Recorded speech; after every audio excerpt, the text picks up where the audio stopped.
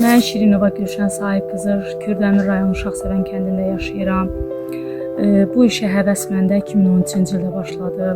Toxuculuq sənəti əslində çox çətin bir peşədir, amma mən işimi çox sevirəm. İşlədiyim saplar toxunacaq hər bir əşyanın özünə uyğun saplardır. Akril saplar var, pambıq saplar var. Müştərinin istəyinə uyğun hansı sapla istəyirsə, o sapla toxuyub, yəni sifarişi çatdırıram. Hal-hazırda əlimdə toxuduğum bu patik düzdür, kənardan asan görünə bilər, əslində asan deyil. Yəni bir gün ərzində başa gələn bir işdir. Çox istəyərdim gənclərimiz bu peşəyə maraq göstərsinlər. Həqiqətən də məsuliyyətli və gözəl peşədir.